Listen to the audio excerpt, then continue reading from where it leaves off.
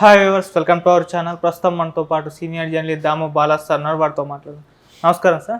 నమస్తే సార్, జగన్ గారి అక్రమాస్తుల కేసులకు సంబంధించి తెలంగాణ హైకోర్టు రెండోసారి మరి నోటీస్ ఇష్యూ చేసింది సార్. మరి ఏంటి, అరెస్ట్ అయ్యే ఛాన్స్ ఏమన్నా ఉందా? అంతకుముందు కూడా ఇష్యూ చేసింది, అప్పుడు ఏం రెస్పాండ్ అవ్వలేదు. మరి ఇప్పుడు ఏంటి సార్? అంటే ఇప్పుడు ఎత్తులు పై ఎత్తులు అనేవి ఆంధ్రప్రదేశ్ రాజకీయాల్లో చాలా బలంగా స్టార్ట్ అయినాయి. చంద్రబాబు కూడా ఒక రెట్టించిన ఉత్సాహం కావచ్చు, కసి కావచ్చు, తెలుగుదేశం శ్రేణుల్ని మళ్ళీ ఉత్సాహపరుస్తూ ఇటు వైసీపీకి సంబంధించి ఎట్లా ఆ ప్రభుత్వాన్ని ఇబ్బంది పెట్టాలో జగన్ని రివర్స్లో తన మీద కేసులు పెట్టాడు కాబట్టి జగన్ మీద ఉన్న కేసులను కూడా తిరగదోడించి జగన్ని కూడా జైల్లో పెట్టించగలిగితే అది కూడా తనకి అనుకూలంగా మారే అవకాశం ఉందని చంద్రబాబు కూడా ఎత్తులు వేస్తున్నట్టుగా మనకు అర్థమవుతుంది. ఈ నేపథ్యంలోనే రఘురామకృష్ణరాజు ఇక్కడ తెలంగాణ హైకోర్టులో ఫస్ట్లో వేశాడు పిటిషను. జగన్ కేసుల్లో విపరీతమైన జాప్యం జరుగుతూ ఉంది, తొందరగా ముందుకు తీసుకెళ్ళమని ఆయన సిబిఐకి ఈడీకి నోటీసులు ఇవ్వమని ఇక్కడ వేశారు. ఇక్కడేమో కొట్టేసింది, నీకు సంబంధం ఏందని. ఆయన అంత ఊరుకోలేదు, సుప్రీంకోర్టుకి వెళ్ళాడు. సుప్రీంకోర్టు అయితే నోటీసులు అయితే ఇష్యూ చేసింది, దాన్ని జనవరికి పోస్ట్పోన్ చేసింది. అదే అట్లా జరుగుతుంది. అంటే ఇక్కడ ఏంటంటే ఉద్దేశం, ఎన్నికలకు ముందుగా ఈ బెయిల్ ఏదో ఒకటి క్యాన్సిల్ చేయించి జగన్ని జైలుకి పంపించాలా అన్న ఉద్దేశం తెలుగుదేశంలో కనిపిస్తుంది. చంద్రబాబు ఆ ప్లాన్ అటు వెళ్తున్నట్టుగా మనకి అర్థం చేసుకోవచ్చు. అయితే ఇప్పుడు మనం మాట్లాడుకునే టాపిక్ ఏంటంటే, తెలంగాణ హైకోర్టు జగన్కు సిబిఐకు నోటీసులు జారీ చేసింది. దీనికి ఒక కాంటెక్స్ట్ ఏంటంటే, హరిరామ జోగయ్య జనసేనతో ఫ్రెండ్లీగా ఉంటారు ఆయన. సో ఆయన ఒక పిల్లు వేశారు.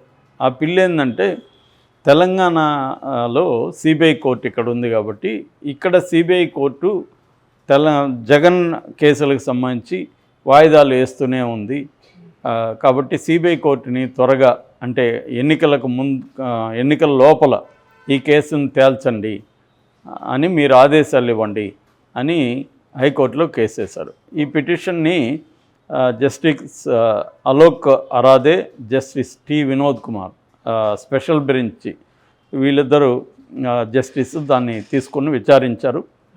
ఆ విచారణలో ఈ లోపల ఏం జరిగిందంటే, సుప్రీంకోర్టులో అశ్విని కుమార్ ఉపాధ్యాయ versus union of India case వచ్చింది. ఆ కేసులో ఏంటంటే, సుప్రీంకోర్టు ఏం చెప్పిందంటే, తాజా మాజీ ఎమ్మెల్యే ఎంపీల కేసులకు సంబంధించి అన్ని రాష్ట్రాల్లో కూడా త్వరగా ముగించమని హైకోర్టులకు నోటీసులు ఇష్యూ చేసింది. దాంతో ఇక్కడ తెలంగాణ హైకోర్టు ఏం చేసిందంటే, దీన్ని సుమోటో పిటిషన్గా స్వీకరించింది. ఇక్కడ ఎవరెవరు ఈ కోర్టు, ఇక్కడ తెలంగాణ కోర్టుల్లో ఏ ఎమ్మెల్యేలు కానీ ఎంపీలు కానీ మాజీలు లేదా ఉన్నవాళ్ళు ఆ కేసు ప్రజాప్రతినిధులకు సంబంధించిన కేసులు ఏవేవి ఉన్నాయి వాటి వివరాలు అవన్నీ సబ్మిట్ చేయమని తెలంగాణ హైకోర్టు సుమోటోగా పిటిషన్ స్వీకరించి వేసింది. ఇప్పుడు ఈయన పిటిషన్ ఉంది. సో ఇది కూడా దాని కిందకే వస్తుంది. జగన్ కూడా మాజీ, ఇంతకుముందు ఆయన ఎంపీగా ఉన్నాడు, తర్వాత ఎమ్మెల్యే అయ్యాడు, తర్వాత సీఎం అయ్యాడు. కాబట్టి ఆయన మీద ఉన్న కేసులు కూడా ఈ సుప్రీంకోర్టు ఆర్డర్ కిందకే వస్తుంది. కాబట్టి ఈ రెండు పిటిషన్ని ఒకేసారి విచారిస్తాం, మెర్జ్ చేసి అని ఈ బెంచ్ చెప్పింది. సో వీళ్ళకి ఆల్రెడీ ఒకసారి నోటీసులు ఇష్యూ చేశారు. సో ఇప్పుడు వీళ్ళు చెప్తున్నది ఏంటంటే, దాదాపు 20 డిశ్చార్జ్ పిటిషన్లు ఉన్నాయని చెప్తున్నారు. దానికి సంబంధించిన వివరాలు కావాలన్నారు. 2 నెలల్లో ఈ డిశ్చార్జ్ పిటిషన్లని సంగతి తేల్చమని చెప్పారు. అట్లాగే వివిధ కోర్టుల్లో సమన్స్ ఉన్నాయని చెప్తున్నారు. ఆ సమన్స్ని 2 వారాల్లోగా ఆ సమన్స్ని తేల్చమని చెప్తున్నారు. సో ఇప్పుడు ఇది వచ్చి సిబిఐకు తర్వాత జగన్కు కూడా మళ్ళీ నోటీసులు ఇచ్చారు. నోటీసులు అందే విధంగా చేయమని కూడా రిజిస్ట్రీని కూడా ఆదేశించారనమాట. ఇప్పుడు సిబిఐ కౌంటర్ వేయాల్సి ఉంటుంది. తాము ఎందుకు ఈ కేసులో ఆలస్యం చేస్తున్నాం, ఎందుకంటే దాదాపు 3000 సార్లు పైన వాయిదాలు పడిందని రఘురామకృష్ణరాజు కూడా గతంలో చెప్పాడు. ఏదేమైనా 10 ఏళ్ళుగా 18 కేసులు జగన్ మీద, సిబిఐవి 11 కేసులు, 7 కేసులు ఈడీవి. సో 18 కేసులు జగన్ మీద వివిధ కోర్టుల్లో ఉన్నాయి. వాటిలో ముందుకు వెళ్ళట్లేదు, వెనక్కి వెళ్ళట్లేదు. అంటే ఆ కేసులు తప్పని కొట్టేయట్లేదు, అక్రమాస్తులకు సంబంధించి.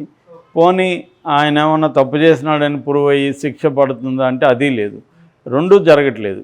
అంటే ఇది ఎందుకు ఇలాగ ఉందంటే జనరల్గా ఏంటంటే బీజేపీ ప్రభుత్వం తమకి వ్యతిరేకంగా ఉన్న ప్రభుత్వాల మీద పార్టీల మీద చాలా సీరియస్గా ఈ ఇన్వెస్టిగేటింగ్ ఏజెన్సీలని దింపతాం. ఇటు సిబిఐ కావచ్చు, ఈడీ కావచ్చు, ఎన్ఐఏ కావచ్చు, లేకపోతే ఐటీ డిపార్ట్మెంటు వీళ్ళని ఉసిగొల్పడం, కేసులు పెట్టించడం, హరాస్ చేయడం, వాళ్ళని కంట్రోల్ చేయడం ఇవి జరుగుతుంది. రెండో వైపు తనకు మిత్రులుగా ఉంటున్న వాళ్ళ మీద కూడా కత్తులు వేలాడదేవి, కేసులని కత్తులు వేలాడుతూ ఉంటాయి. సో ఏ క్రమంలో వాళ్ళు ఎక్కడైనా తోకాడిస్తే కొద్దిగా నట్టు బిగిస్తారనమాట. సో అతను మళ్ళీ దారిలోకి వస్తాడు. ఇది గతంలో చేయలేదంటే కాంగ్రెస్ ప్రభుత్వం కూడా చేసింది. అప్పుడు కూడా సిబిఐని విపరీతంగా వాడేవాళ్ళు కాంగ్రెస్. చివరికి కాంగ్రెస్లో ఉండే అసమ్మతి వర్గం మీద కూడా కాంగ్రెస్ వాడేవాళ్ళు. కాంగ్రెస్ మీద కూడా ఈ అభియోగాలు ఉన్నాయి.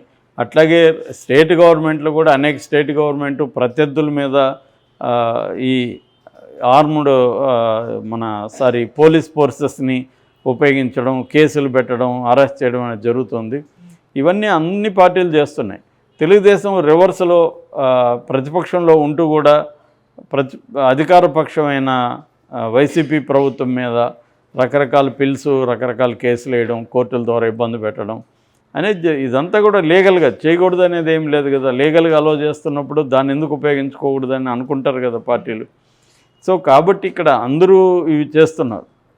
అయితే కోర్టుల్లో ఎందుకు ఈ కేసుల్ని సీరియస్గా తీసుకోవట్లేదు? నిజానికి ప్రజాప్రతినిధుల మీద విపరీతం కేసులు ఉన్నాయి. మొన్న పార్లమెంటు మీద లోక్సభ లోపల ఇద్దరు వెళ్ళి స్మోక్ ఇది వదిలి గొడవ చేశారు కదా. దానికి సంబంధించి ఒక కార్టూన్ కాదు, ఒక వీడియో వైరల్ అవుతుంది. అదేంటంటే ఒకడు దొంగతనం చేయాలని కత్తి తీసుకొని ఒక ఇంట్లోకి ప్రవేశించాడు. అక్కడ రూమ్లో అందరూ ఒక 10 మంది దాకా కూర్చున్నారు. వాళ్ళందరి దగ్గర హైఫై తుపాకులు ఉన్నాయి. వీడు షాక్ అయ్యాడు ఒకసారిగా లోపలికి. వీడి దగ్గర కత్తి తప్ప ఏమి లేదు. వీడు వాళ్ళని దోచుకుందామంటే వాళ్ళు ఇంకా క్రిమినల్స్గా ఉన్నారు. సో వీడు సైలెంట్గా వెళ్ళిపోతూ తలుపు ఫస్ట్ వెళ్ళిపోయాడు. మళ్ళీ తలుపు వేయకపోతే ఏమన్నా అంటారేమనుకొని తలుపు వేసేసి వెళ్ళిపోతున్నాడు. దీన్ని లోక్సభకి అన్వయించారు. అంటే వీళ్ళు వచ్చిన వాళ్ళకంటే అక్కడ లోక్సభలో ఉండే ఎంపీలు మోర్ క్రిమినల్స్ అని, వాళ్ళ మీద విపరీతమైన కేసులు ఉన్నాయి. వీళ్ళు క్రిమినల్స్ కాదు నిజానికి, వీళ్ళు స్టూడెంట్స్ లేకపోతే నిరుద్యోగులు ఈ ప్రభుత్వం చేస్తున్న కొన్ని కార్యక్రమాల పట్ల వ్యతిరేకత ఉన్నవాళ్ళు, ముఖ్యంగా నిరుద్యోగం కావచ్చు, మణిపూర్ కావచ్చు, రైతుల ఆందోళన కావచ్చు, వీటి పట్ల సానుభూతి ఉన్న వాళ్ళు తప్ప వీళ్ళు క్రిమినల్స్ బ్యాక్గ్రౌండ్ వీళ్ళకేం లేదు. వీళ్ళు టెర్రరిస్టులు కాదు, క్రిమినల్స్ కాదు. కానీ పార్లమెంట్లో ఉండే ఎంపీలు అనేక మంది క్రిమినల్స్, వాళ్ళు కేసులు ఉన్నాయి, క్రిమినల్ కేసులు ఉన్నాయి. సో వాళ్ళు వీళ్ళని అందుకనే ఈజీగా పట్టుకోగలిగారు, వాళ్ళకేం సెక్యూరిటీ కూడా అవసరం లేదు, వాళ్ళే క్రిమినల్స్ కాబట్టి అన్న పద్ధతిలో కామెంట్స్ వస్తున్నాయన్నమాట. సో ఇందులో ఇది మామూలుగా జోక్ కానీ లేకపోతే కార్టూన్స్లో కొంత ఎగ్జాగరేషన్ ఉంటుంది, కానీ ఇది అయితే కొంత రియల్ పిక్చర్ని డిపిక్ట్ చేసినట్టుగా మనం అర్థం చేసుకోవచ్చు. సో కేసులు అనేవి ఒకటి ప్రతిపక్షం మీద అధికార పక్షం కక్షగట్టి కేసులు పెట్టడం కూడా జరుగుతుంది. అంత మాత్రాన వాళ్ళు క్రిమినల్స్ అని చెప్పలేం. ఎందుకంటే ఫర్ ఎగ్జాంపుల్ ఇక్కడ రేవంత్ రెడ్డి మీద 119 కేసులు ఉన్నాయని ఆయన చెప్పుకుంటున్నారు. ఇప్పుడు 2018 నుంచి సెకండ్ టర్మ్ వచ్చినాక. అంటే వీళ్ళు నిరాహార దీక్షలు చేసినా లేకపోతే రాస్తారోకోలు చేసినా ఇంకొకటి చేసినా కేసులు ఉంటాయి. అవి మనం పరిగణలోకి తీసుకోవాల్సిన అవసరం లేదు. ఎందుకంటే ప్రతిపక్షంలో ప్రజల తరపున వాళ్ళు పోరాడుతున్నారు కాబట్టి కేసులు ఉండొచ్చు. అట్లాగే ఇప్పుడు చంద్రబాబు మీద కూడా అనేక కేసులు జగన్ పెట్టాడు. ఏది అంగళ్ళ కేసు కావచ్చు, ఇంకోటి కావచ్చు. కానీ అవి కాకుండా అవినీతి కేసుల్లో కూడా కొన్ని కేసులు కావాలని ప్రభుత్వాలు ప్రతిపక్షాల మీద పెట్టడం అనేది జరుగుతుంది. సో ఏదేమైనా ఒకవేళ దొంగ కేసులైనా నిజం కేసులైనా కోర్టులు ఎందుకు త్వరగా వాటిని పరిష్కరించట్లేదు? ఇప్పుడు జగన్దే తీసుకుంటే 10 ఏళ్ళుగా ఈ కేసులో ముందుకెళ్ళట్లేదు, వెనక్కి వెళ్ళట్లేదు. 10 ఏళ్ళు ఈయన అధికారంలోకి వచ్చిన తర్వాత వాయిదాలకు వెళ్ళడం కూడా మానేశాడు. నాకు సీఎం కాబట్టి కాన్వాయ్ తీసుకురావాలి, ఇదంతా పెద్ద వ్యవహారం అని చెప్పి ఆయన మానేశాడు. సార్ మానేసినప్పుడు వాళ్ళు ఏంటంటే టెక్నాలజీ డెవలప్ అయింది, డైరెక్ట్గా ప్రత్యక్షంగా ఉండాల్సిన పని లేదు. జైళ్ళలోనే చాలామంది ఖైదీలను జైల్లోనే ఉంచి వ్యవహరిస్తున్నారు. సో ఈ క్రమంలో ఎందుకు కోర్టులు ఇలా తీసుకోవట్లేదు అనేది పెద్ద ప్రశ్న. దాన్ని సుప్రీంకోర్టు సీరియస్గా తీసుకునింది. మామూలుగా అయితే సుప్రీంకోర్టు వాళ్ళ సమస్యలు వాళ్ళు చెప్తారు, ఎందుకంటే సుప్రీంకోర్టులోనే 55,000 కేసులు పెండింగ్లో ఉన్నాయి. మొత్తంగా దేశంలో వివిధ కోర్టుల్లో 5 కోట్ల కేసులు పెండింగ్లో ఉన్నాయి. దానివల్ల వాళ్ళ సమస్యలు వాళ్ళు చెప్తారు. అదేదో చేపలు ఎండలేదని కథ ఉంది కదా, అలాగే ప్రతి దానికి ఏదో కారణాలు ఉంటాయి. ఏదేమైనా ప్రజాప్రతినిధుల మీద కేసులు అయితే త్వరగా అవ్వాలి. మరి ఇప్పుడు ఇది నిజంగానే త్వరగా అవుతుందా?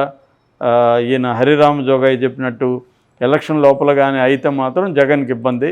జగన్ ఎలక్షన్ ముందు జైలుకి పోవడం జరిగితే మాత్రం తెలుగుదేశానికి పండగ. Okay, thank you sir.